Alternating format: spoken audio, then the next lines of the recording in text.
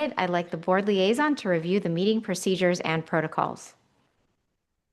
Excuse me, President Aguinaldo, can you repeat because our recording had not started? Oh, okay. Yes, of course.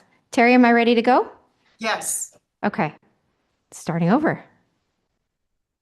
I would like to call the Calbright College Board of Trustees Executive Committee meeting to order this morning on February 18th at 11:04 a.m. And before the meeting gets started, I'd like the board liaison to review the meeting procedures and protocols.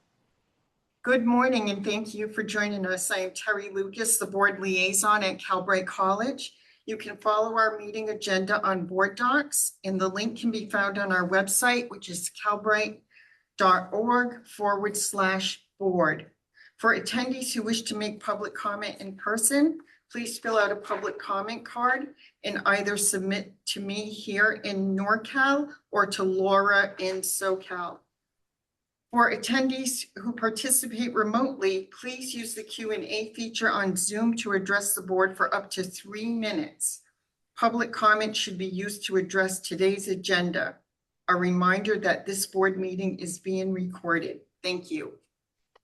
Thank you very much, Terry. May I ask you to please call the roll? Hildegard Aguinaldo. Present. Amy Costa. Absent. Pam Haynes. Here. Jennifer Perry. Absent. Bill Rawlings. Present. We have a quorum, President Aguinaldo. Thank you very much, Terry. And now we will proceed with the Pledge of Allegiance. Vice President Rawlings, would you do us the honors? Please stand if you're able and face the flag. Right hand over your heart. Ready, begin. I pledge allegiance to the flag of the United States of America and to the republic for which it stands, one nation, under God, indivisible, with liberty and justice for all. Thank you very much, Vice President Rawlings. Does anyone have a comment on the order of our agenda?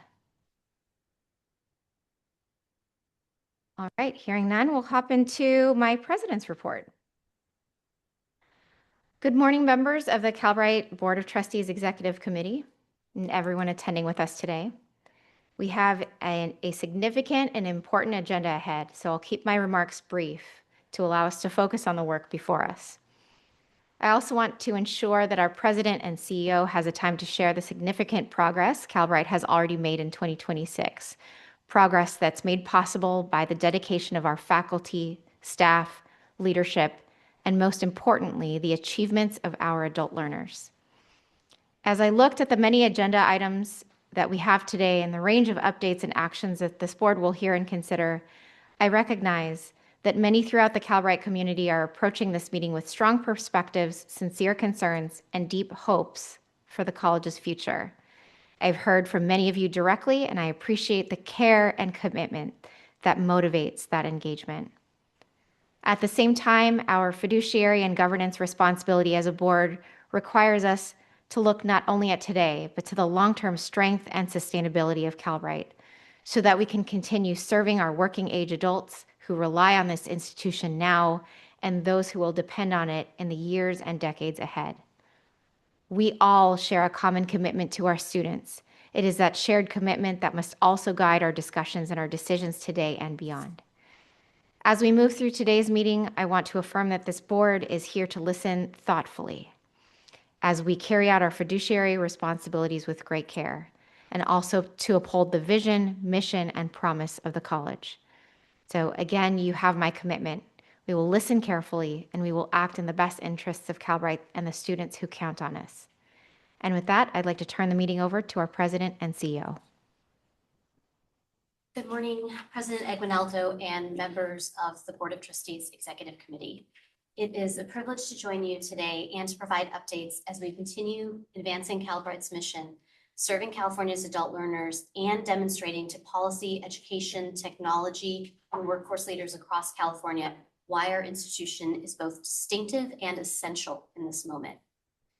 As the pace of economic and technological change continues to accelerate, and when the labor market is evolving in ways that are both promising but also disruptive, Californians are increasingly turning to institutions like ours to reskill and upskill, a need that will only intensify in the coming months and years. And I want to talk a little bit about who these students are. It's students like Richard, who's an IT support and data analysis student from Redding, California, who kept getting questions during interviews about his previous work experience and was challenged in convincing employers he had the skills to do the tech jobs they needed. After going through Calbright's programs, earning industry valued certificates, the responses changed almost immediately. He shared with us, these certificates from Calbright serve as a contemporary shorthand, immediately signaling to employers that I possess up-to-date skills in modern technology and data management. It bridged the gap between my learning and experience and the current demands of the workforce, demonstrating not just my willingness, but my proven ability to master new digital tools and systems. Today, Richard is a program specialist for the United Way of Northern California. He is charged with converting data into reports the nonprofit can use for federal and state grant and reporting requirements, among other nonprofit business operational needs. Students like Richard turn to Calbright because we can support them on a pathway they need now and set them up for future success. We are proud to stand ready to serve them and to show across the state and the nation that there is a better way to come alongside working age adults to meet the needs they have now and the needs they have next. And that when we partner together with education, with workforce and policy leaders, we can achieve our shared vision of ensuring everyone gains greater economic mobility, and most importantly, they find a meaningful place in today's labor market. Like our learners, we don't know what the future holds. We support our learners in being as adaptable as possible.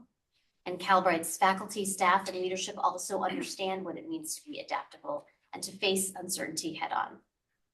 I want to acknowledge today that this board is being asked to consider and take action on reduction in force notices for positions across the college, and that this action is largely to meet procedural requirements dictated by labor and education code requirements and our union agreements. Because while we are grateful that the governor's 26-27 proposed budget reflects a significant structured investment to ensure Calbright's future in the higher education landscape, we do not yet have confirmation of our future funding level until the end of this year's state budget cycle. I know this action the board must consider is significant, and I know that Calbright's role is to advocate and innovate and deliver for working age Californians whose lives don't fit traditional models. And it carries the consequence because of the people behind our model. Our incredibly talented college leaders, faculty, student support teams, technologists, project and data and administrative staff all supply the people power that, combined with our technology and data infrastructure, allow for an incredible experience for our learners that helps them to achieve their goals. And we know this because our learners regularly tell us so, that it's that human touch. So on the one hand, we're tirelessly working to show policymakers what it truly takes to deliver innovative, flexible pathways to meet adult learners where they are across regions, industries, and life circumstances. And at the same time, as Calbright advocates and awaits confirmation of our 2026-27 funding allocation from the state, the college must move forward with issuing preliminary reduction in force notices to provide employees due notice and to align with the timing of the state budget cycle. This advance notice to staff, absent final funding, is a measure all public schools and agencies are required to follow. We have spent the last few years creating a model and a college that is scalable, statewide infrastructure that supports not only Californians' economic mobility, but also the economic resilience that we're going to need next. What we've achieved has truly been remarkable. We have built the infrastructure, we have tested programs, partnered with industry and employers, labor market insight providers, and most importantly, our key takeaways that we have learned how to best support adult learners. And we've learned that it's flexibility paired with strong, personalized scaffolding and human-centered support. We have shown there is strong and growing demand for this model and built a clear understanding for the true base cost of operating a statewide, flexibly paced, competency-based, fully online public college at scale, which is what is reflected in the governor's January proposal. And our learners also demonstrate the value they continue to draw from their Calbright experience, including critical wage gains and strong employment rates. Calbright's role isn't also just about our own students. The statute also envisioned the college as a place to test and refine what actually drives success for working age learners, that flexible pacing, that competency-based pathway, that technology-enabled coaching, and that employer-aligned curriculum. So those lessons can inform and strengthen colleges across the broader community college system and higher ed as a whole. When we look at where we are today, we have a college built to respond to and change with a rapidly transforming labor market in order to generate opportunities for so many learners just like Richard. And to date, no one else has attempted the statewide scale of our efforts that we've done here in California. We're leading in this work at a time of renewed urgency, and make no mistake, Calbright is just getting started. What we need to do now is to secure the investment needed to retain our talent once our funding is secured, to continue reaching and impacting more learners across the state. California, and I'm very proud to say this, Calbright specifically is leading the nation in visionary education and workforce development policy and practice. And this is affirmed every day in the results we see with our students. And as you'll hear more later in this meeting, in the data and outcomes we have under a new partnership with Credlins. As Vice President of Research and Development, Bin Do will share, this partnership and preliminary data show us that not only are students experiencing wage and job gains, but it is remarkable data because we can pair it alongside what our students tell us directly about their education and career goals. So yes, the data and numbers are exciting and important, unequivocally so. And also, Bin will be able to share the story behind the numbers, why they point to how Calbright is achieving what we set out to do for adult learners. You'll also hear from Tamika Connor, Vice President of Strategic Initiatives, about strengthening Calbright's workforce-aligned and clear training and clear pathways to local employment, including a 2-year pilot with the Monterey County Workforce Development Board, and a partnership that creates a scalable, regionally responsive model that removes barriers for adult learners, advances economic mobility, and positions Calbright to replicate coordinating training to employment approaches with workforce boards across California. Earlier this month, Calbright hosted a policy convening in Sacramento, bringing together education, workforce, economic leaders alongside policymakers, bringing them together in a way that elevated both our institutional progress and our students' voices in the discussions and decisions that are shaping California's future workforce. My thanks to President Aguinaldo for emceeing the event and to Trustee Rawlings and Haynes for their attendance and support. The feedback we've gotten is extraordinary. Leaders across sectors are deeply impressed, and they're especially impressed by the intentionality of our model. They recognize that Calbright has found a way to thoughtfully integrate technology while remaining unwaveringly human and student-centered. We also enter these next several months and the budget advocacy season with tangible momentum as we engage the legislature and Governor Newsom's administration to showcase how Calbright will leverage the proposed funding designated in the governor's budget. We are doing so from a position of evidence of our value and our growth. This includes Calbright launching a new partnership with Western Governors University last month, which establishes a degree pathway that enable learners to build on their learning and credentials earned at Calbright should they wish to continue their educational journeys seamlessly in another institution. We also went public in January with a community health worker pathway in partnership with SEIU UHW, which is about creating opportunities for students to enter and advance within critical healthcare roles statewide. In addition, we're actively engaging in our accreditation renewal process with the Distance Education Accrediting Commission, and an on-site visit later this month represents a significant milestone for us, underscoring both the maturity but also the credibility of our academic model. These advancements are the result of sustained and collective effort, and they reflect the dedication of our faculty, our staff, and our leadership. And also, most importantly, the governance and the stewardship of this board. The work happening at Calbright has never been more relevant, never been more necessary. I am profoundly grateful to our faculty and staff who have made this work possible for every student who comes to us, staying grounded in testing, piloting, learning, and adapting in service of adult learners now and moving forward. And at the same time, I want to acknowledge candidly that this is a period of challenge for many across the college. Even as we celebrate meaningful progress, significant accomplishments, and stand at the precipice of securing a strong future, there is very understandable stress and uncertainty, particularly as we await final state budget discussions and decisions in the coming months and any impacts to staff and core services contained therein. I am deeply appreciative of the professionalism and dedication so many of our team members continue to demonstrate, because despite that ambiguity, they remain steadfast in their commitment to students and their commitment to one another. Now, this may be a challenging moment for the college, but it is also a meaningful one. The decisions we make and the work we strengthen now will shape opportunities for adult learners for years to come. And I also want you to know I have deep confidence in this college, in our model, in our data, and most importantly, in our people. The results we're seeing are not accidental. They are the product of disciplined strategy, innovation grounded in purpose, and an unwavering commitment to our adult learners.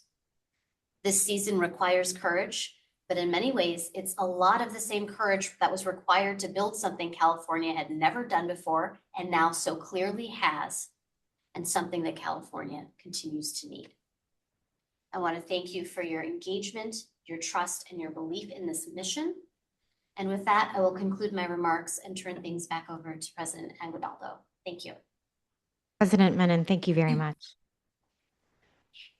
Let's move to section 2, which is our closed session. Item 2.1 is public employee discipline, dismissal, and release pursuant to Government Code 54957, subdivision B, multiple.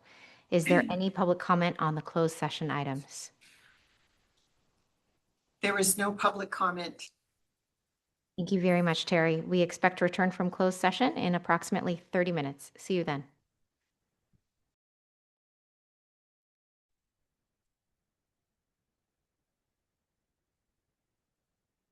President Aguinaldo, we are ready to start. Great. Thank you very much, Terry. We are back from closed session. In closed session, the Calbright College Executive Committee of the Board of Trustees took action on agenda item number 2.1, voting to authorize giving notice to employee ID 1145 of non-renewal and non-appointment as a classified administrator for the 2026-2027 academic year by a vote of 3 yeas, 0 nays, and 0 abstentions. The roll call vote was as follows. Yeas, Aguinaldo, Haynes, and Rawlings. Nays, none, and absent, Costa and Perry.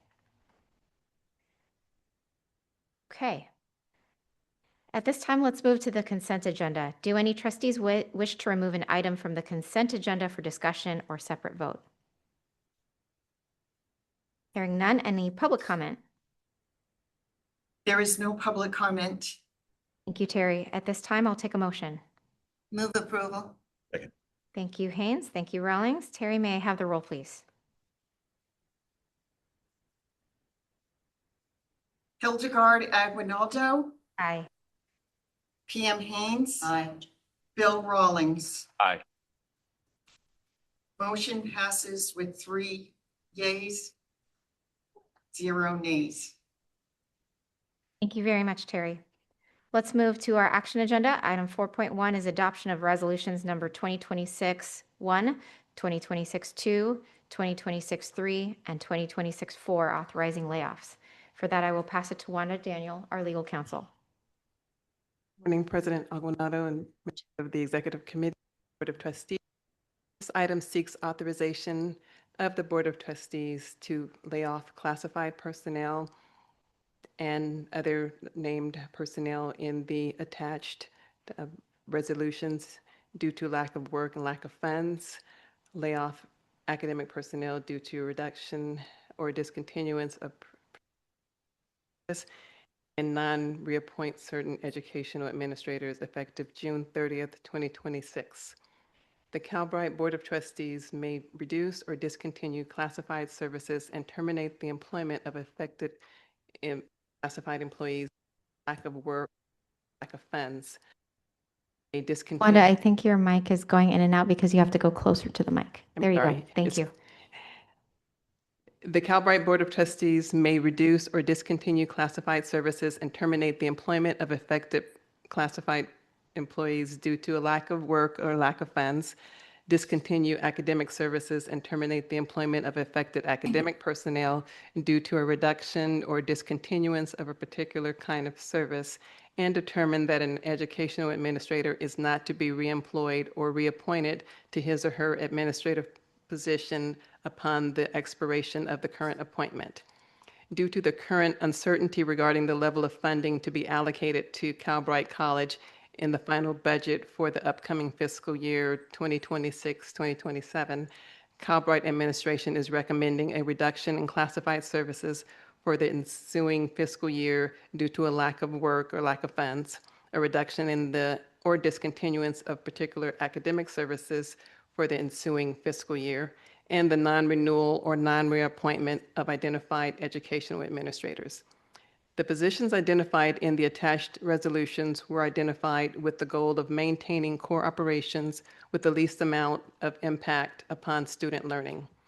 In addition to the positions listed in Exhibit A to the resolutions, a number of vacant positions across all employment classifications are not slated to be filled at this time. While Calbright administration is optimistic that the governor's final budget will allocate sufficient funding to support Calbright's core operations, we will not receive confirmation of funding until the final budget is approved. Pursuant to the Education Code, employees in impacted positions must be given notice that their services will not be required for the ensuing year no later than March 15th. Upon approval of staff's recommendations, the Office of Human Resources will notify the affected employees of their rights and possible reemployment opportunities. The Executive Committee is authorized to take action on this item pursuant to Board Policy 2200.1. With that, the Executive Committee is staff recommends that the Executive Committee approve and adopt the following resolutions authorizing Calbright College to lay off classified employees and administrators, educational administrators, and academic employees, and send the appropriate notifications to the impacted employees. Resolution number 2021-01, authorizing layoffs of classified employees. Resolution number 2026-02, authorizing layoffs for classified administrators. Resolution number 2026-03, authorizing layoffs for academic employees. And resolution number 2026-04, authorizing non-renewal and non-reappointment of educational administrators. That concludes my presentation. Wanda. Any trustee discussion? I can't see if your hand is up, so if your hand is up, please make it known. Okay. Any public comment? Yes, President Aguinaldo, we have some public comments. The first one is an in-person here in our NorCal location, Erin Sid.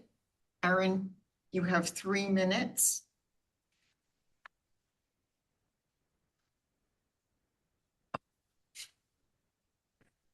Good morning. My name is Erin. I'm a student support specialist at Calbright College, a member of the CSEA, and I'm here today to read a statement on behalf of a member of the Enrollment Services team. My name is Miguel, and I'm speaking today as someone who came to this institution as a student and worked my way into the student support specialist role. I followed every step to earn the opportunity to serve here. This role has been more than a job. It has been a pathway to growth, stability, and purpose. As a new father and the primary provider for my family, this position allowed me to build a foundation for our future. Recently, I received an official notice to my SSS1 role that my SSS1 role may be terminated. I want to share what that truly means for the students we serve. I have seen firsthand how our programs change lives. Students tell us how they gain confidence, found direction, and broke cycles that once felt impossible. Their success mirrors my own journey. I am living proof of what access, guidance, and human support can do. That is why I cannot stress enough how deeply this decision will impact our ability to serve students. Calbright is a remote college. Students rely on us, real people, to be the point of contact for guidance and the reassurance when things get confusing. Without the enrollment services team, students lose the human connection that keeps them enrolled and motivated. Eliminating nearly 70% of the faculty and staff who do this work every day would be detrimental. It would create chaos in a system that depends on stability and human connection. We are not just positions on a chart. We are the people who hold this college together. We help students navigate program changes, onboarding, and the moments when they feel lost. I'm asking the board to consider the human impact behind this decision on students, on the college, and on families who depend on these roles. Thank you for listening. Thank you very much for your comments. The next public comment is an in-person in the SoCal location, John Nezer. John, you have 3 minutes. My name is John Nezer, and I am part of the enrollment services team at Calbright College, one of the divisions this administration will decide to eliminate entirely. I'm here today for my colleagues, for our students, and for every classified employee who has carried this college on their backs while others controlled the budget that brought us to this crisis. Before anything else, I need to address what happened leading up to this meeting. I requested to appear in person to stand in front of this board and speak face to face. That request was denied. I was told to show up virtually instead. Let me make something absolutely clear. You can restrict where I sit, but you will not restrict my voice. You can put me behind a screen, but you will not put me in a corner. And you will not silence the people who will do the work that keeps this college alive. Because while millions of dollars were funneled into consultants, while contracts piled up, while outside vendors were paid for work we already know how to do, it was enrollment services that held this place together. Not executives, not contractors, us. We built the student experience you claim to care about. We improved dial pads so calls stopped disappearing into the void. We handled thousands of welcome services cases, tech issues, onboarding questions, financial aid confusion, every barrier a student hits before they can even start learning. We built the spine of a remote college, and we did it without fanfare, without titles, and without a 6-figure consulting fee.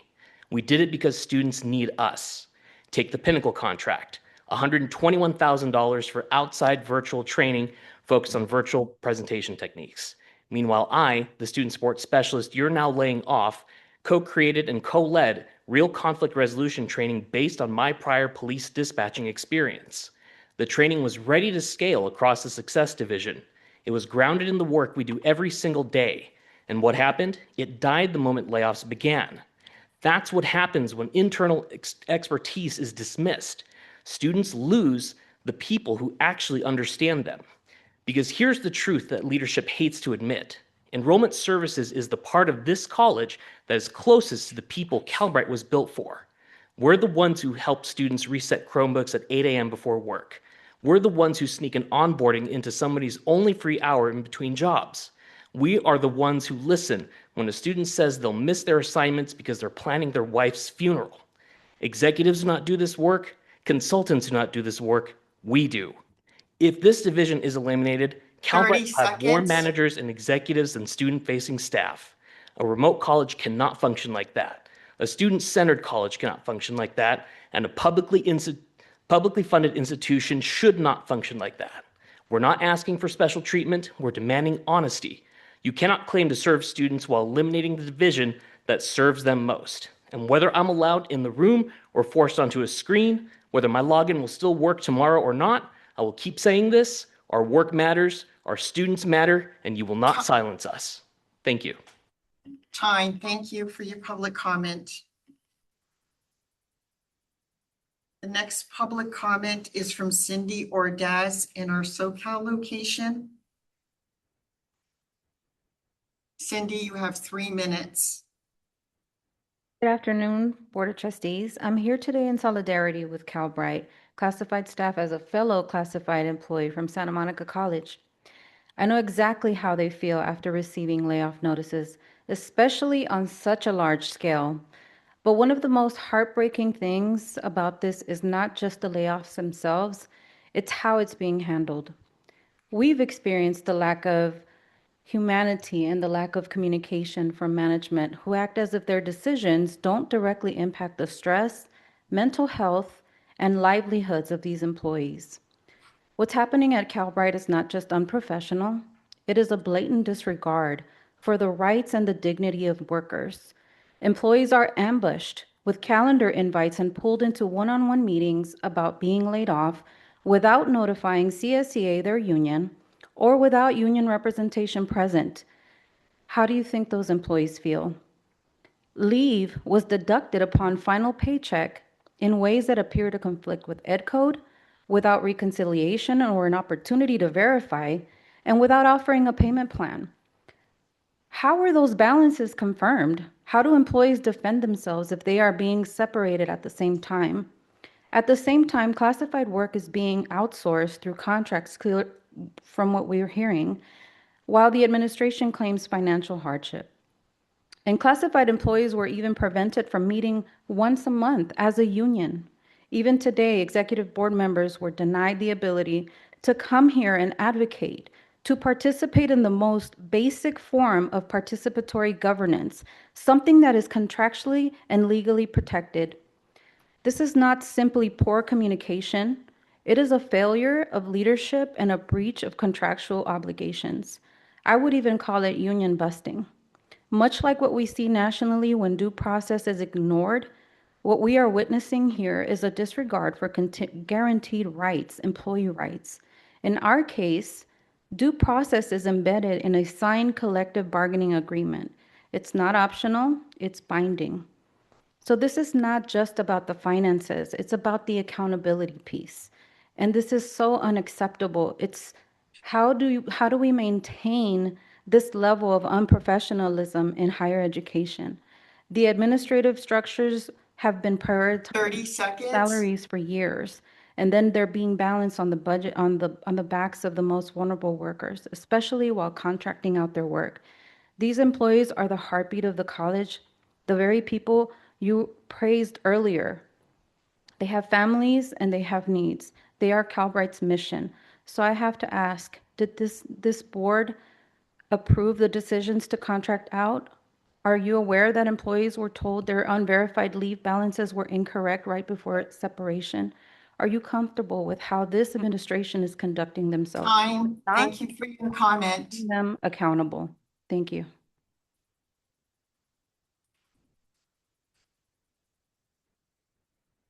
The next public comment is from Mike Palmieri, who is on Zoom. Mike, you have 3 minutes. Thank you, board members, for your time. I recognize your fiduciary responsibility and understand the likely necessary outcome of the vote today. At the same time, as you consider the very difficult decisions before you related to authorizing layoffs, I want to take a moment to highlight 2 classified individuals who are each the only person in their role, doing work that mostly happens behind the scenes, but is essential to Calbright as a fully online college. Ahmed, our cybersecurity analyst, and Wen, our senior UI UX designer. I'll be sharing quick summaries of and excerpts from their statements so their voices and experiences can be heard by the board. Ahmed shared a risk assessment describing the responsibilities he carries as the college's only cybersecurity analyst and the risks the institution would face without this role, including no dedicated cybersecurity monitoring or threat response, no formal owner coordinating incident response, increased regulatory and audit exposure, greater risk of ransomware or data breaches, reduced system integrity without security oversight, expanded institutional liability. Furthermore, he states cybersecurity is a board-level governance responsibility as it accounts for risk identification and mitigation and maintains safeguards with federal and state data protection expectations like FERPA protections. With this in mind, he asks the board to further evaluate the implications of eliminating its only cybersecurity analyst. Another person whose behind-the-scenes work plays a big role in the day-to-day student experience is Wen, our senior UI UX designer. He believes as an online institution, it's our responsibility to provide access, equity, and opportunity through user experience. As the college's only UI UX designer, his work has carried end-to-end ownership across student-facing systems and internal operational platforms.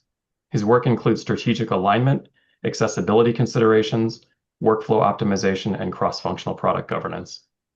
Wen states that over the past 3 years, Calbright's digital experience has undergone measurable transformations, such as a redesign to improve student portal usage and staff portal establishment, which now lets us handle key operational functions ourselves instead of relying heavily on Salesforce. These are just a couple of outcomes representing improvements in usability, student interaction, and reduced vendor dependency.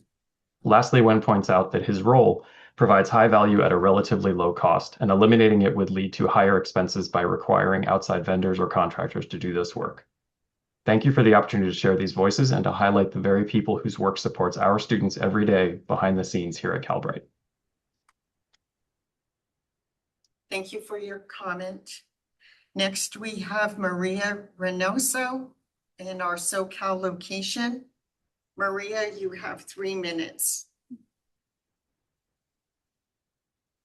Hello, members of the board. My name is Maria Reynoso, and I'm a member of the Persistence team at Calbright. I am speaking here today with a heavy heart and dreary outlook on the state and future of Calbright. You will be voting on the reduction in forced notices today, and I wanted to address this in terms of student success. This list includes removing all 8 student support specialist ones. These are the faces of Calbright, from the info sessions encouraging students to join our college in the first place, through walking potential students through the CCC Apply application, and guiding them through the onboarding to orient them to the Calbright community.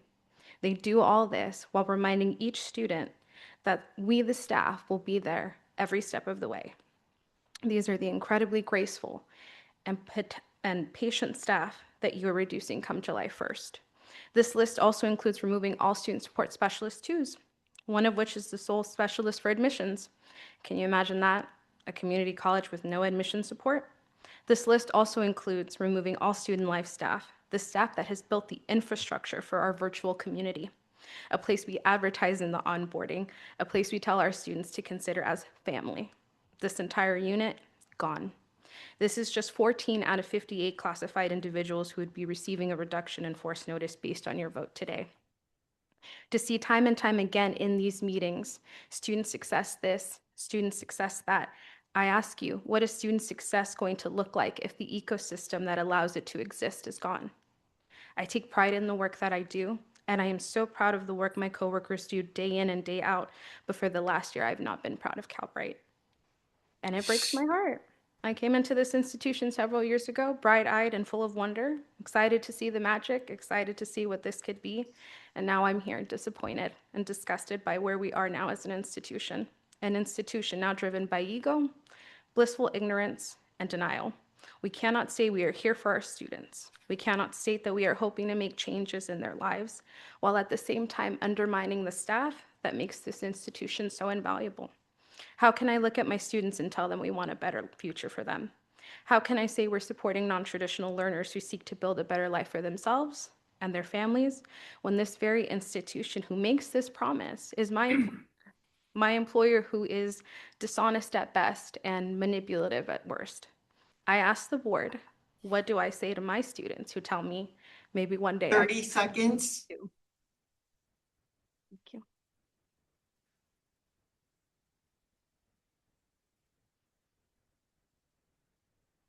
Thank you for your comment. The next public comment is from Juana Munoz, who is on Zoom. Juana, you have 3 minutes. Thank you. Good afternoon. My name is Juana Munoz, and I am a single mother here in Southern California, and I serve on the enrollment services team as a student support specialist.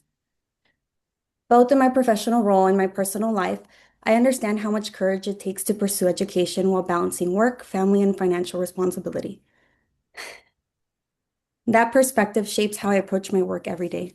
Enrollment services is often the first very point of contact students have with the college. Due to the online nature of the college, we help them apply, navigate registration, and resolve issues that can prevent them from even starting. For many students, the process can feel overwhelming. My team turns confusion into clarity. When a student is ready to give up because they can't register or they don't understand their next step, we sit with them and walk through it. As a single mother, I know firsthand how one small barrier can derail a goal. A missed email and an unresolved confusion about paperwork.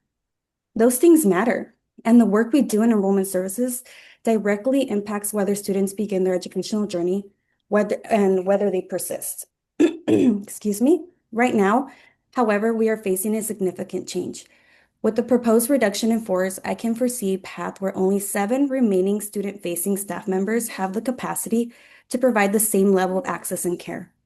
The mission of this college centers on access, equity, and student success. I believe in that mission deeply, but I need to ask, how can the mission of the college continue when the very team responsible for student access and entry is being dismantled? The mission does not disappear when positions do, but the infrastructure that supports students does change, and student success is not abstract. It is operational. It depends on people being available to answer questions, solve problems, and remove barriers in real time. If enrollment services is the gateway to the institution, then sustaining the mission will require a clear and intentional plan for how 7 people will serve an entire student population. I remain committed to our students. I remain committed to this work, but for the mission to continue in more than just words, we must ensure the systems and staffing reflect the promises we make. Thank you for your time today. Thank you for your comment. We have several anonymous attendee statements, which I will read. The first one says, I am writing on behalf of the support division, the largest student-facing team at Calbright. We are the human connection that ensures students are guided, supported, and retained throughout their educational journey. Both qualitative and quantitative data show that our division prevents stopouts, improves retention, and helps students complete their programs. While some institutions facing budget pressures automate student-facing roles, removing the human element often increases attrition and reduces completion. Our staff provide empathy, guidance, and accountability, things technology alone cannot replicate, ensuring equitable access to education for every student. Maintaining these roles is critical to Calbright's mission of providing post-high school job training to all Californians.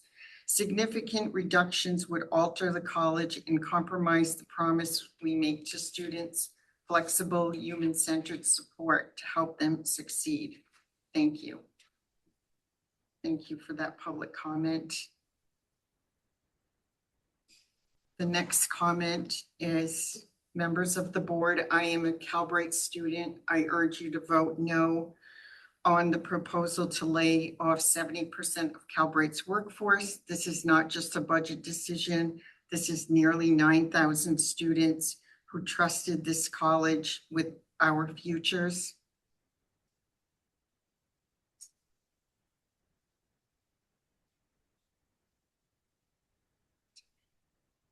Many of us are working parents logging into the LMS late at night.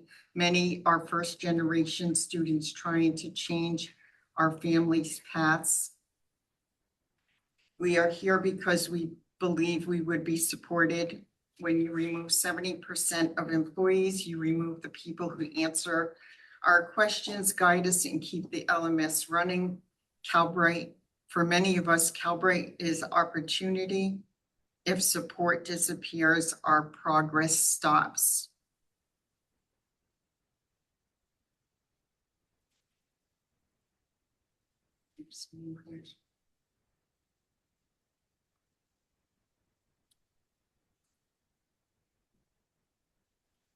I apologize, the computer has given me issues. We want to be students like Richard who complete programs and transform our lives. Richard did not succeed alone. Someone helped him. Without 70% of our support, how many of us will never make it? Please protect our future. Vote no. Thank you for that public comment. The next public comment is, I write in solidarity with my CSEA colleagues during this devastating time for Calbright College. I am deeply disappointed that we have arrived at this point. Calbright staff are among the most dedicated I have ever worked with, committed to students and to the innovative model this college represents. Their work has driven student outcomes, institutional progress in our growing population. The proposed 70% staff reduction raises serious questions about capacity and sustainability. How will strategic initiatives move forward while serving over 8,700 students with only 7 student-facing staff? Why do these layoffs leave nearly a 1-to-1 ratio of managers and confidential staff to classified staff? The human and operational impacts are significant. Loss of experienced personnel will disrupt student services, lower morale, and threaten the culture of innovation that defines Calbright. Thank you for your public comment. The next public comment is rapid reductions of this scale also risk serious reputational damage. Practical concerns remain unaddressed.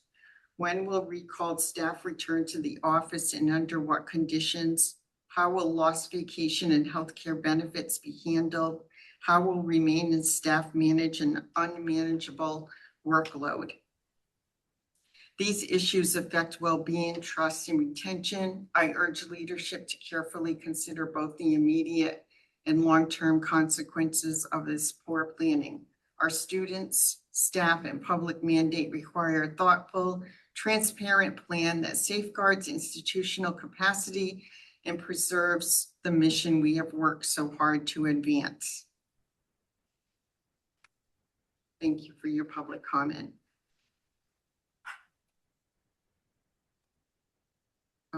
The next public anonymous comment is, while we recognize the board's fiduciary duty and the fiscal constraints requiring layoff approval, we urgently call for scrutiny of the implementation strategy to prevent irreversible institutional collapse. How can the glowing updates and ambitious partnerships leadership just presented by Calbright's own president move forward without people to execute them? I urge leadership to carefully consider both the immediate and long-term consequences of this poor planning. Our students, staff, and public mandate require a thoughtful, transparent plan that safeguards institutional capacity and preserves the mission we have worked so hard to advance. Thank you for your public comment. The next public anonymous comment is, while we recognize the board's fiduciary duty and the fiscal constraints requiring layoff approval, we urgently call for scrutiny in the implementation strategy to prevent irreversible institutional collapse. How can the glowing updates and ambitious partnerships leadership just presented by Calbright's own president I apologize, move forward without people to execute them?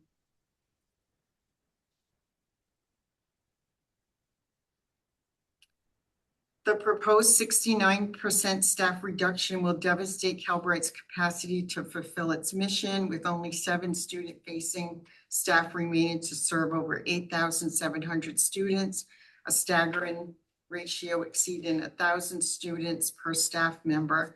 The quality of student support will disintegrate. This will irreversibly damage the very mission you're sworn to protect. Thank you for your comment. The next comment is, we have seen no mitigation strategies to maintain service quality or student satisfaction under these conditions. Without such plans, approving these cuts amounts to accepting institutional failure. The board must require leadership to present these alternatives and justify why immediate sweeping cuts are the only path forward. Fiscal responsibility demands more than approving cuts. It requires ensuring the institution survives to serve its students. Okay. The next public comment is on Zoom by Donna Howard. Donna, you have 3 minutes. As president of CSEA Chapter 53, I urge you to vote no on the current reduction in force proposal. This plan would eliminate 69% of classified employees, leading to 54 layoffs while retaining 19 managers and confidential positions. Calbright would then just have 24 classified employees left, almost matching the number of administrators.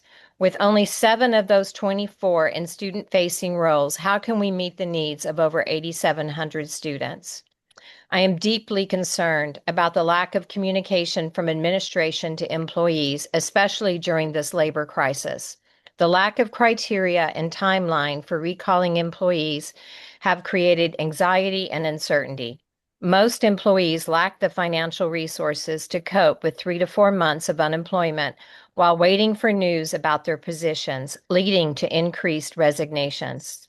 The administration's gaslighting messaging about the 26-27 budget has exacerbated our concerns. From February to November of 2025, we were assured that there were no plans for layoffs, only to learn between January and February that nearly 61.5% of the college would receive layoff notices. This gaslighting demonstrates a mismanagement of the situation, showing a disregard for collegiality and potentially violating our collective bargaining agreement. Trust cannot be built on contradictory statements. Now we are being told that Calbright will continue to be transparent in the process and that it is, and I quote, absolutely the college's intention to begin recalling as many staff as feasible the moment our funding reality is secured. After 9 months of being gaslighted about a situation which was foreseeable as early as March 2025, we question Calbright administration's definition of transparency. We also interpret intention to be a meaningless word, as intentions are a far cry from understanding and communicating that funding is likely to not be secured in Calbright's possession before September of 2026. I implore you to vote no on the current reduction in force list and require the administration to clarify how these decisions were made. With nearly a 1-to-1 ratio of managers to classified staff and only 7 classified positions, 30 supporting students, seconds. the proposed structure will adversely affect student outcomes and the future of Calbright. Thank you for your attention to this critical matter. President Aguinaldo, that concludes our public comments for item 4.1. Thank you very much, Terry. I want to acknowledge the gravity of this moment and how every decision that we make as a board is a hard one. And while we as a board cannot respond to any of the public comments, I assure you we are listening and that we have listened. And regardless of how we need to handle this instant moment, I encourage you to continue engaging and that everyone continues to talk to each other. That's exactly the message that we gave our staff. And that's the exact message that I hope that the members of the public will hear, is that your continued engagement is critical at this point. At this time, I'll take a motion. Move approval. I'll second. Thank you, Haynes. Thank you, Rawlings. Terry, I'll take the roll. Hildegard Aguinaldo, Aye. Pam Haynes, Aye. Bill Rawlings. Aye. Motion passes, 3 approved, 0 opposed. Thank you, Terry. Let's move to item 4.2, Calbright College sunshine items with the intent to begin collective bargaining. I'll pass that one to our Vice President of Learning and Instruction, Shannon McCarty. Thank you. Hello, President Aguinaldo, Vice President Rawlings, and members of the board. I'm Shannon McCarty, Vice President of Learning and Instruction. Today, I'm presenting Calbright's sunshine proposal for the successor collective bargaining agreement with the Calbright Faculty Association for your review and approval. A primary driver of the sunshine proposal is the anticipated inclusion of adjunct faculty within the bargaining unit. As Calbright continues to mature as a fully online, COMSI-based institution, adjunct faculty play an increasingly important role in delivering instruction, validating learning, and supporting students. It is essential that our collective bargaining agreement accurately reflects this evolving instructional structure, and the inclusion of adjunct faculty reflects Calbright's commitment to fair representation, clarity of expectations, and maintaining consistent academic standards across all instructional roles. As outlined in the February 18th, 2026 Sunshine document, the college is proposing to negotiate articles related to association recognition, working conditions, salary placement, evaluation, leaves, benefits, grievance and disputed resolution, contract duration, and the salary schedule. These updates will ensure alignment with current operational needs while maintaining academic quality, institutional integrity, and compliance with all applicable regulations. Today's action formally opens the negotiation process and ensures transparency with our faculty partners as we move forward in good faith negotiation. And I'm happy to answer any questions. Thank you very much, Dr. McCarty. Any trustee discussion? Hearing none, any public comment? There is no public comment. Thank you. This time I'll take a motion in a second. To approve? Thank you, Rawlings. I'll second. Thank you, Haynes. Terry, I'll take a roll, please. Hildegard Aguinaldo, Aye. Pamela Haynes, Aye. and Bill Rawlings. Aye. 3 approved, 0 opposed, motion carries. Thank you very much, Terry. Let's move to information and reports. Item 5.1 is the Monterey Workforce Development Board Cohort Pilot. And for that, I will pass it to our Senior Vice President of Strategic Initiatives, Tamika Connor, and our Manager of Workforce and Development, Charlotte Johnson, as well as our Project Director, Lucy Irichetta. Thank you. Today's presentation will introduce our formal regional workforce partnership with the Monterey Workforce Development Board.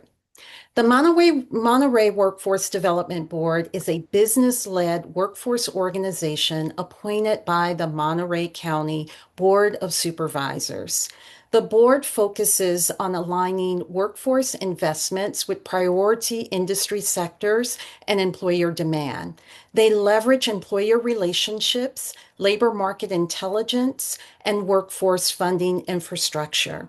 And today, I am pleased to announce that we will be joined later in this presentation by our representatives from the Monterey Workforce Development Board. Next slide, please. The partnership prioritizes employment outcomes for adult learners in Monterey County. As partners, we are aligning our efforts to respond quickly to changing labor market conditions. We are collaborating on program planning, data utilization, and service coordination to directly connect training with market demand. Each partner will contribute their expertise. Calbright will provide skills-based learning programs and student support, while our workforce partners will offer regional labor market insights and connections to employers. Next slide, please. This is not about adding another training program.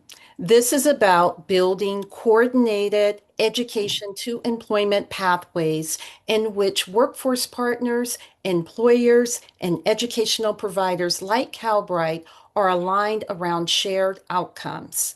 This pathway is designed so adult learners receive coordinated navigation and support across systems. Next slide, please. California's workforce and industries are evolving, highlighting the need for closer collaboration between education and workforce systems. Working adults require flexible pathways to high-demand jobs, while employers seek talent with proven job-ready skills. Partnerships like this improve our ability to address regional workforce needs.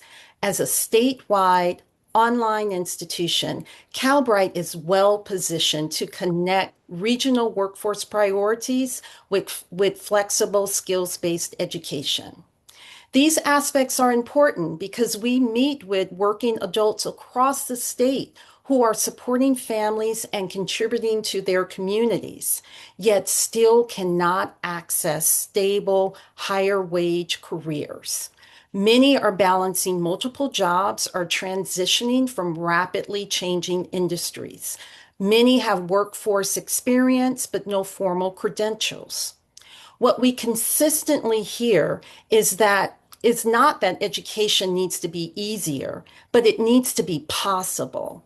Possible while working, possible to afford, possible to connect directly to real job opportunities. This partnership is designed to intentionally align education and workforce systems to better serve working adults in regional economies. And with that, I am excited to invite our workforce partners to join us and share their insights on how this partnership supports adult learners and workforce opportunities in the Monterey region. Next slide, please. Thank you, Tamika. With Monterey County Workforce Development Board, Calbright is demonstrating how education and workforce systems can operate in a coordinated, unified way. A coordinated model where training, coaching, and employer engagement align around learner success. Online learning that provides flexible competency-based skills online learning equips adults with job-ready skills aligned to employer expectations. Adult learners receive coordinated academic and career support, integrated case management, navigation, and employer access to reduce barriers and accelerate employment. Thank you. To deepen our understanding of this collaboration, we would like to share additional context. Calbright delivers flexible, workforce-aligned education. They bring accessibility, competency-based training that adapts to learners' schedules and real-world demands. The programs are built around employer-validated skills, so learners are developing exactly what local industries say they need. Workforce partners provide career navigation and employer access. Our role as workforce partners is to provide individualized career navigation, helping learners understand the pathways, identify job fit, and stay engaged through completion. We also open the door to employers by leveraging local partnerships, labor market knowledge, and hiring pipelines. Learners move from training to employment with fewer barriers. Together, we remove common obstacles that stall progress, whether that's time, technology, transportation, or confidence in job readiness. With wraparound support and direct employer connection, learners transition from the classroom into real opportunities more seamlessly. The result is seamless pathway from learning to economic mobility. This partnership aligns training, coaching, and employment support into one unified experience. Learners gain skills, secure interviews, and land in-demand roles faster, creating a clear pathway towards long-term economic stability.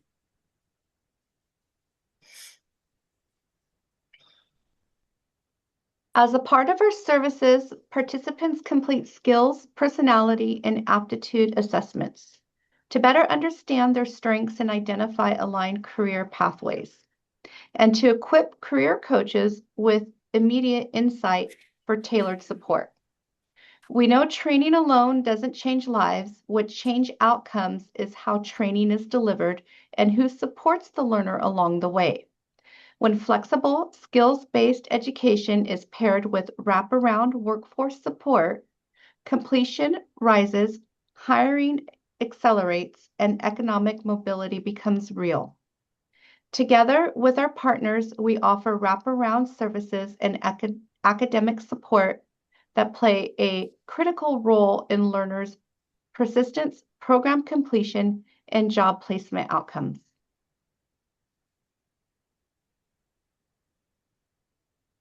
Next slide. Career coaches play a vital role in guiding individuals on their journey to meaningful employment. They provide personalized support, helping clients identify their strengths, set achievable career goals, and develop tailored action plans.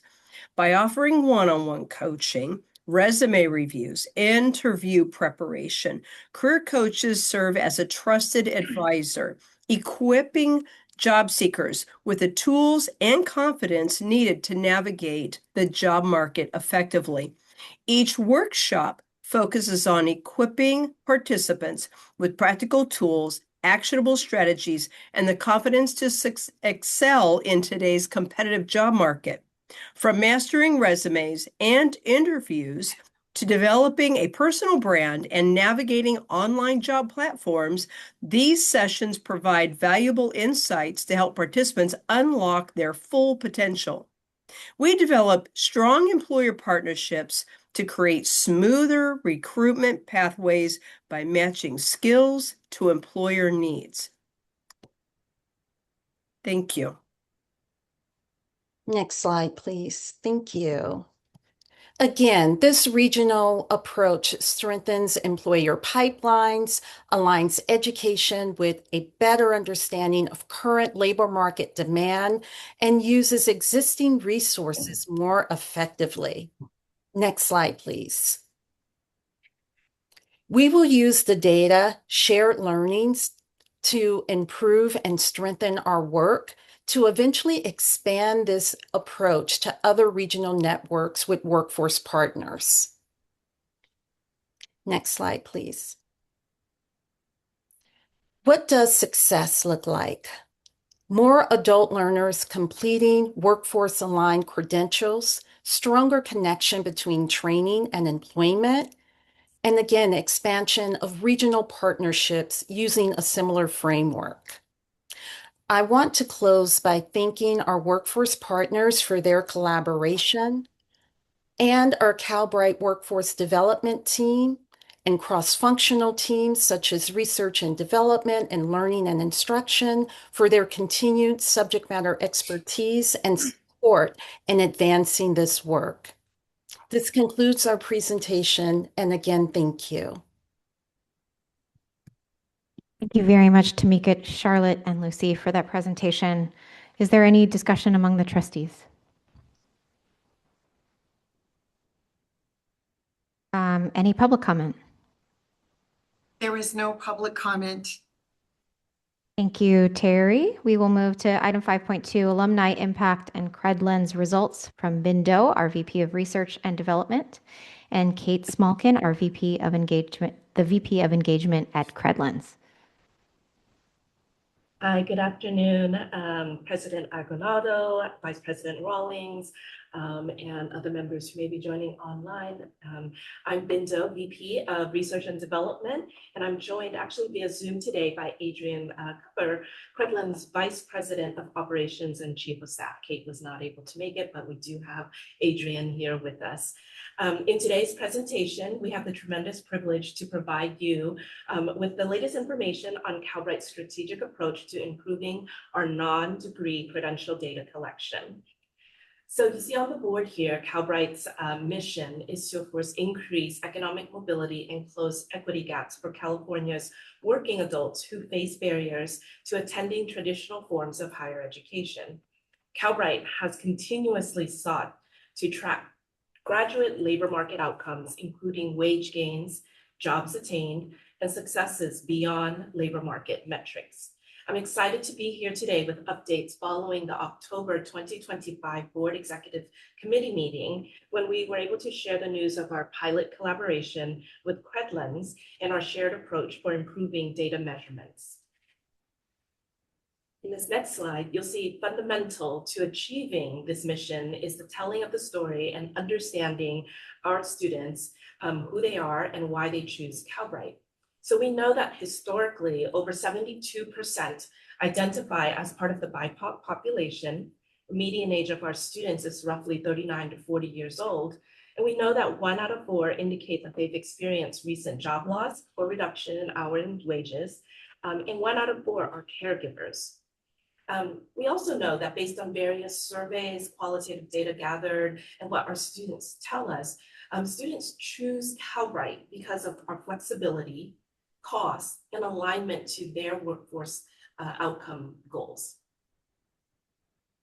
So, in addition, what we know from the research perspective is the key challenges and barriers that our students face towards their journey to upward mobility.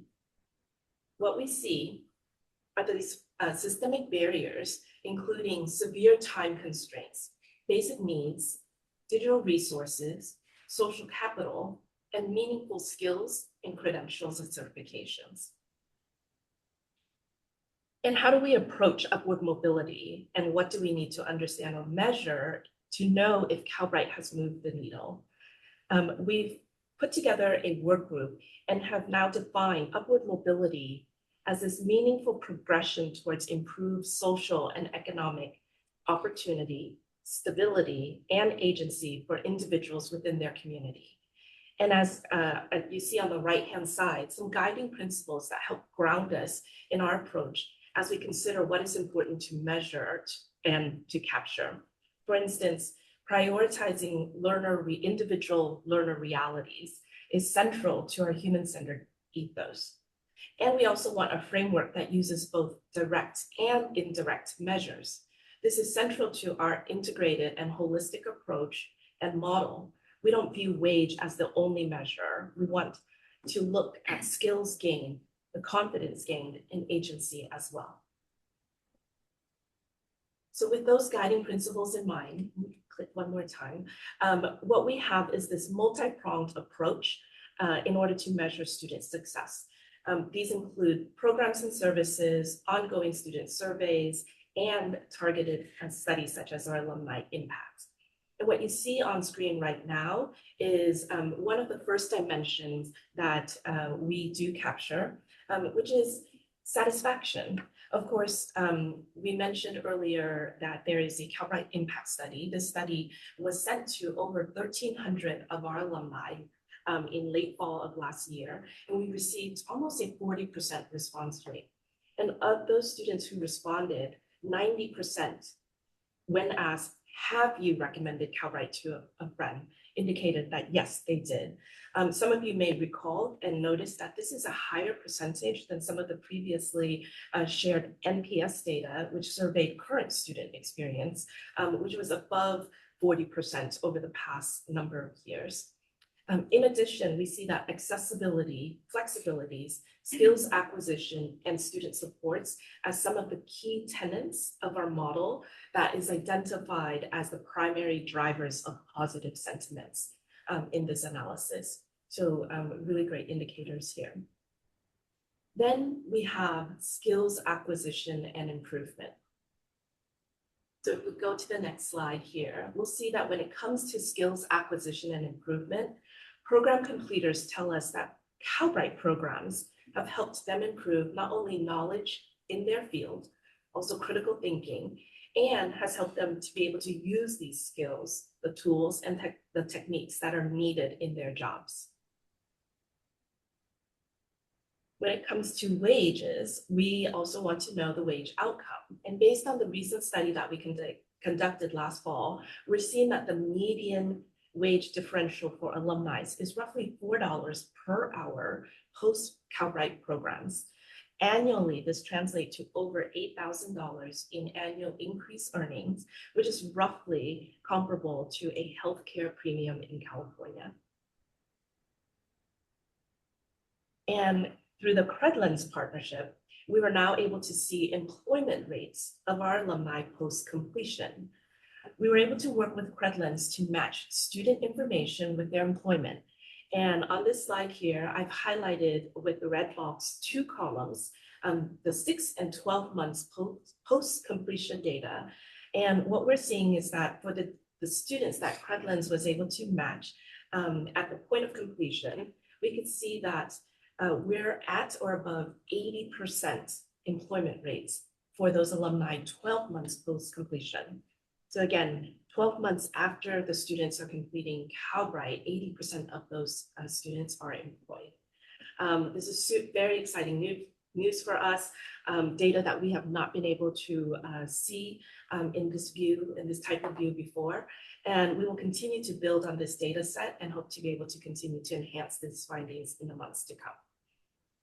And finally, in other employment impacts, as we noted previously, we want to approach upward mobility as meaningful progression towards improved social and economic opportunity. We asked students to also respond to a number of statements as it relates to their current jobs that are not necessarily related to outcome like wages. And we can see that many of our students indicate that they feel more trusted, that they feel capable to be able to use their skills and the techniques that they learned, and feel respected in their jobs. These are all key elements core to social and economic opportunities. What I just shared here is just the beginning. We are continuing to enhance our methods and to improve our approach to ensure that we are looking at not only the information that you see here and continue to build on that data set, but looking at things like regional outcomes in alignment, so that we understand some of the key partnerships, such as the one that was just named earlier, are successful. At this time, I would like to invite Adrian Cooper from Credlens to provide a few key highlights on the upcoming enhancement to their platforms and our continued work together. Good afternoon, and thank you, Ben. We are very excited to be working with Calbright. And when we are talking about, we have a number of developments coming up. As Ben notes on the slide, we will be matching salary data. So in the kind of early summer timeframe, we should have salary data available. That data is coming from a partnership with a credit bureau that is getting direct data from payroll providers and employers. And we will also be up and running with the Massive Data Institute at Georgetown to have access to IRS data, so that we're hoping we can get a really broad scope of matched salary data for you. We are also working with 2 additional data providers. We're bringing them on right now to begin to get more information about the industry and occupations that Calbright students, Calbright graduates are kind of employed in and the work that they are doing. And we'll be doing some additional work to be able to look and say, are the jobs that they have aligned with the degree or the program that they completed at Calbright, or are they not aligned? And so that can continue to help you work and look at your programs and your students' outcomes. We are also working to bring on some additional government administrative data sets to be able to continue to build out the range of data that we can provide to you. And we will be doing some additional work on regional mobility and where students are moving and what they're doing. And we will be doing some additional work to look at kind of additional ways to look at return on investment from receiving a credential. Thank you so much, Adrian. And you can see now on this slide, this work has been made possible not only through these collaborations with those such as Credlens, but also been made possible by cross-functional collaboration across the college with core team members represented in various divisions, including research and development, workforce, learning and instruction, student success services, product IT. A special thanks, of course, in some of the early phases of the work, our economic and business development partners, as well as partners from the R&D, LMI group, and the peer group has been essential in order to analyze not only the broader data across campus, but programmatic services as well. So as we continue to move on to this work, and we could go to the next slide here, we wrapped up phase 1 roughly, or are wrapping up phase 1 and transitioning into phase 2. Phase 2 will, like Adrian mentioned, expand upon our work with Credlens to include additional data, enhance the data of our alumni and our completers, so that we can continue to learn, but also looking at our programmatic offerings to continue to scale Calbright's impact statewide. So with that, thank you. I know we are short on time. If there are questions, please send us away and we will do our best to answer them. Thank you very much, Ben. Thank you very much, Adrian. Any trustee discussion? All right, any public comment? There is no public comment. Very much, again. Let's move to item 5.3, 2026 Legislative and Budget Update, and I will pass that one to Jenny Johnson, our VP of Government Relations.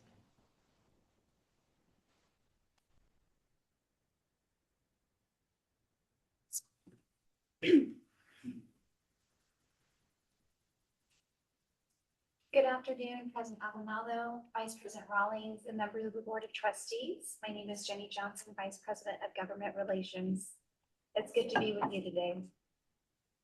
I'd like to start off by providing an update on Calbright's first policy convening in Sacramento. We'll just stay at the first slide, Terry. Thank you. Closing the skills gap, scaling flexible education for California's adult learners at the California Endowment, which took place earlier this month. Really excited. This was our first policy briefing in Sacramento, and the event was well attended by legislative staff, state agency leadership, lieutenant governor staff, and Calbright supporters and partners who are working on or championing policies to better serve and support today's learners. During this policy convening, President Bennett was interviewed by Dr. Sujin Jez, CEO of California Competes. Attendees heard updates on the progression of Calbright since its early inception. Attendees were afforded an opportunity to hear a recorded video from Calbright students to better understand their experience at Calbright. Following this fireside chat, we were thrilled to have Paul Thane, author at Workshift and former journalist with Inside Higher Ed, lead a panel discussion with Paul Granillo, CEO of the Inland Empire Economic Partnership, Hortensia Armendariz, SEIU UHW, Dr. Mara Woody with Ripon, and Dr. Kate Mohar with Shasta College. This panel discussion provided attendees an overview of the different ways in which Calbright is collaborating with business, labor, and sister community colleges in various regions throughout the state. Events like these take coordination and teamwork. Importantly, they are an opportunity to celebrate the college's work, celebrate our students' journeys, and convene others who share our mission. While I'm presenting to you today, I'd like to thank the team who worked on this event, including Jessica Howard for managing the event, Danny May Santiago, Vance Hicken, Luis Soto, Ethne Stewart, Sherelle Shannon, and Amber Forth. Likewise, special thank you to President Aguinaldo for serving as MC. She did a wonderful job. Vice President Rawlings and Trustee Haynes for attending and contributing to the dialogue during this meeting. For my second update, I'd like to share that we are scheduled to be up in the Assembly Budget Subcommittee on Education on Tuesday, April 21st. While we have some time now until the hearing, my team, President Memon, and a number of our Calbright colleagues will be actively meeting with members of the state legislature. And I share this with you because a number of Board of Trustees have shared an interest, expressing an interest to be supportive. And I wanted to let you know that President Memon and I will reach out to you offline to coordinate our ways in which we can collaborate before this hearing. Thank you again. If you have any questions, please let me know. This concludes my presentation. Thank you very much, Jenny. Any trustee discussion? Okay. Any public comment? There is no public comment. Thank you very much, Terry. Let's move to item 5.4, which is the second quarter fiscal year 2026 budget update. I will pass that to Ed Lee, our CFO. Great, thank you, President Aguinaldo. Good afternoon, President Aguinaldo, Vice President Rawlings, Calbright President, CEO Menon, and members of the board. I'm here to present the second quarter financial update to keep the board fully advised regarding the financial status of the college in the current fiscal year. This covers, excuse me, this covers the period from July to December. As a reminder, this budget was for the 26-27 year, or sorry, 25-26 year was built to support continued program growth, strategic partnerships, and disciplined resource management. Not to assume spending happens evenly across the year, and quarter two is an early checkpoint. All right, we'll go to the next slide, please. Three items I'd like to talk about today is first, just a high-level budget overview. Secondly, some updates related to quarter two financials, and also just some next steps there. Go to the next slide, please. Yeah, first section here is on the budget overview, and this is just a refresher of the budget from August here. As you can see, it was adopted back in August by the board. There's alignment with the strategic vision framework. And there was a real emphasis on those three areas you can see there on continued program growth, building strategic partnerships, and managing resources effectively as the college transitions from its startup period to a more sustainable operating period. Next slide, please. All right, so section 2 here, we'll talk a little bit more about some of the financials and some of the highlights for financials through the first 6 months of the year. Next slide, please. Some of the key highlights you'll notice here are really 3 things. Strategic enrollment management continues to support the effective use and management of resources. You can see that in the financial report. Secondly, again, there's a story about timing here, right? Is due to the timing of services and planned partnership activities, we do anticipate more expenditures later in the fiscal year, which is, I would say, quite common. So you'll see expenditures that reflect kind of a smaller portion than we would see in the remainder of the year. And lastly, the projected year-end forecast and based on Q2 year-to-date actuals is below the approved budget and primarily driven by lower than budgeted compensation, software and student hotspot costs. Again, these are really in alignment with kind of the strategic enrollment management approach, as many of the cost drivers for the organization are driven by kind of student numbers for things such as software, Chromebooks, Wi-Fi, postage and delivery to send out the Chromebooks, and any employees that might be more hourly in nature to support our students. All right, I'll go to the next slide there. So this slide here shows the restricted funds or one-time startup funds from the startup period from the adopted budget and the actuals through the second quarter, the remaining budget and the forecast projected through the end of the year. So really high level I want to point out here is that this slide basically shows that Calbright is still on track to spend down the $26.2 million in remaining startup funds that it had at the beginning of the fiscal year. This is reflected in that bottom row there called fund balance. You can see that at the time of the adopted budget, it was 26.2, and then on the far right lower hand portion of the slide, you can see 0 there in the forecast column. Again, this reflects the full spend down of the one-time funds.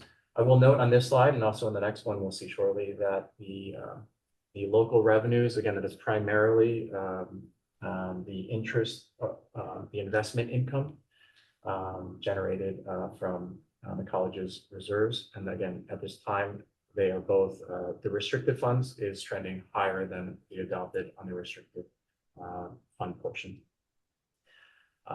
Let's go to the next slide, please. Here we have the unrestricted funds or the annual fund allocation for Calbright. And you can see, again, similar columns here. We have the adopted budget, we have the Q2 actuals, remaining budget, as well as the forecast through the remainder of the fiscal year. Again, same story, similar story here around local revenues. Again, this is the investment income generated by reserves at the County Office of Education, which is higher than what we anticipated. Again, that's a good thing as given kind of the current interest rate environment. And the second kind of point I'd like to highlight here is the $16.8 million of unrestricted expenditures that were approved by the board. You can see that in the total expenditures line item there, kind of 2/3 down. And then at this time, we are projecting about a $15.1 million by the end of June, okay, which is below the adopted budget. Additionally, the fund balance was $4 million at the end of the prior fiscal year, which you can see at the very bottom row there. And then we're projecting slightly higher in the lower right-hand column. You'll see the $4.2 million. So let's combine both of these fund sources in this slide here. And again, high level, what was the expenditure amount that was approved back in August? It is in the total expenditure row there of that $43.2 million. And at this time, we're projecting Again, about 41.4 by the end of the year. You can see that on the far right underneath the forecast. Again, it is still early. Again, this is again preliminary, and we'll have, again, we anticipate more expenditures by the end of the year. And then when you combine the fund balances together, you'll see at the beginning of the year, we had 30.2 million. And at the end of this year, we projected 4.5 million fund balance. Again, the impact on the reserve side, you can see on that bottom row there is we are pacing higher than projected, but we're, again, while still fully spending down the one-time start funds at the beginning of fiscal year. We're trending about 10 to 11% at this time, which is still below the Chancellor's Office recommendation of about 16.7%. All right, next slide, please. And we'll just go through a couple next steps related to financial updates and planning for next year. We'll do continued monitoring of financial performance of the college and sharing the next quarterly financial update in the next few months. And also we'll be doing ongoing development of the 26-27 budget scenarios, as was discussed earlier, that we'll be engaging on as a college. That's all I have to share at this time. I'm happy to take any questions from the board. Thank you very much, Ed. All right, no trustee discussion. Let's go to public comment, please. There is no public comment. Thank you, Terry. Ed, we'll stick with you for 5.5, please. Reports on contracts and purchases. Yep, I'll stay here. We have our monthly standard report on contracts and purchases. And these are for the expenditures from the month of January, the prior month. We've included the contracts report, which is 4 contracts, and then the purchase report, which has a total of 329,000.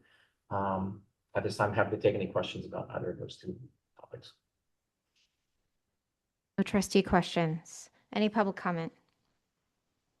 There is no public comment. Thank you very much, Terry, and thank you very much, Ed. Thank you. Let's move to constituency group reports. We have no report from the Calbright Academic Senate, but we do have a report from the Calbright Faculty Association. For that, I welcome Cindy Carney. Thank you. Good afternoon, President Aguinaldo, Vice President Rawling, members of the Calbright College Board of Trustees, and President Menon. I'm happy to be here today to provide you with an update on the Calbright Faculty Association. Throughout 2025, CFA actively represented faculty interest and perspectives in matters affecting teaching, program implementation, and working conditions. Faculty play a central role in delivering high-quality instruction and supporting student success, and CFA has worked to ensure faculty voices remain part of the institutional conversations. CFA has also prioritized communication and engagement with faculty, providing updates and opportunities for input. These efforts support transparency, strengthen institutional alignment, and ensure faculty perspectives are thoughtfully considered. In addition, I'm proud to share that we successfully brought 22 part-time faculty into our union, something that was a key goal of mine as CFA president. This milestone represents an important step in ensuring more inclusive representation and strengthening the collective faculty voice. I would like to extend my sincere appreciation and gratitude to the part-time faculty who helped lead and support this effort. Their engagement, advocacy, and willingness to participate in the process were essential to its success, and their leadership reflects a shared commitment to strengthening our faculty community and supporting our students. In anticipation of successor agreement bargaining in 2026, CFA has begun engaging faculty to identify priorities and review existing contract provisions. This preparation reflects our commitment to a thoughtful and collaborative bargaining process. Our goal is to work toward an agreement that supports faculty in their instructional roles, provides stability, and aligns with the college's mission and long-term sustainability. CFA recognizes that Calbright College is operating within a period of financial uncertainty. During such times, maintaining stability, transparency, and clear communication is especially important for faculty and the broader college community. Faculty are central to sustaining instructional continuity, supporting student outcomes, and advancing institutional priorities. CFA is committed to working collaboratively to ensure that faculty remain supported and positioned to contribute to the college's continued progress.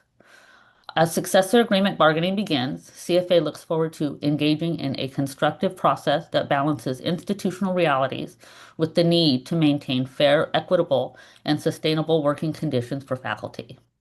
Importantly, CFA remains optimistic about the future of Calbright College. We believe in the strength of the college's mission, the dedication of its faculty and staff, and the institution's potential for continued growth and impact. We are committed to being a constructive partner in supporting a stable and sustainable future. As we move into this coming year, CFA remains focused on supporting faculty in their instructional and institutional roles, engaging in successor agreement bargaining in good faith, maintaining open communication with faculty and institutional leadership, as well as contributing to the continued stability and success of Calbright College. The Calbright Faculty Association appreciates the leadership and continued engagement of the College and Board of Trustees during this important time for our institution. We look forward to continued collaboration and support of faculty, students, and the long-term success of Calbright College.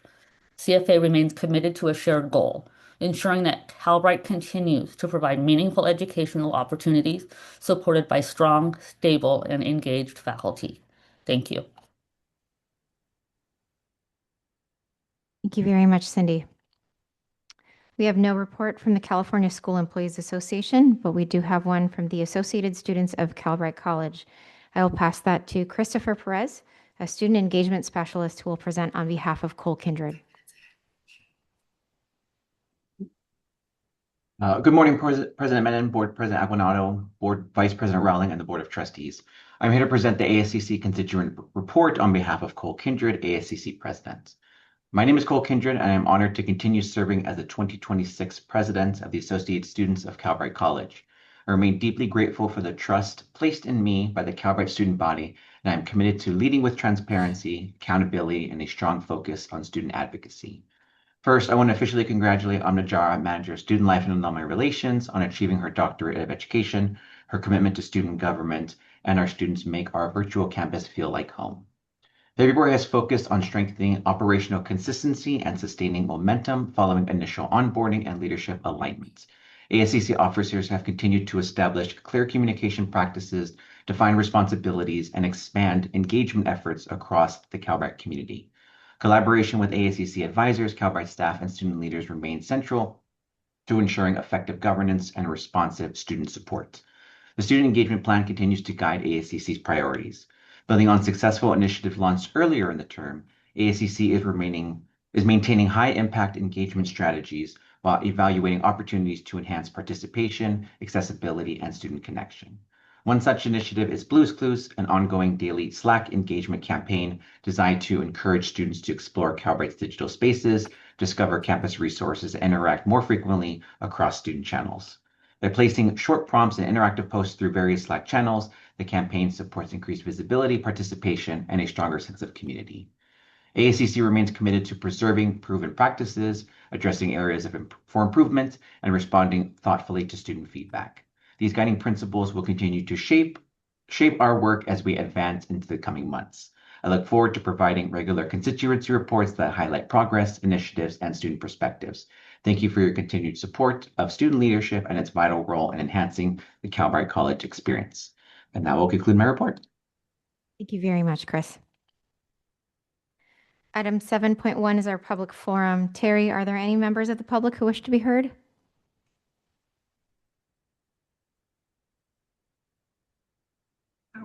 Yes, I just received one public comment. It's from an anonymous attendee. I respectfully urge the board to ask Calbright's executive team, with a 70% reduction in staff, what specific plan is in place to adequately support more than 8,000 students? Is the college also planning to pause or reduce enrollment in response to these cuts? Students are not numbers on a spreadsheet. We are working adults, parents, and individuals trying to change the direction of our lives. We depend on instructors, advisors, and the technology systems that keep this college running. When 70% of staff are removed, it is hard not to fear that the support we rely on will disappear with them. We deserve clarity and honesty about what this means for our futures. Without clear answers, students are left wondering whether we should continue investing our time and energy here or begin looking for other paths. It also becomes difficult to confidently encourage friends and family to enroll when we are unsure about the stability of the institution ourselves. Please provide students with transparency and reassurance. Thank you for your comment. That concludes the public forum. President Aguinaldo. Thank you very much, Terry. We've reached the end. The business of the Board of Trustees is now complete and we can adjourn. Thank you for your participation.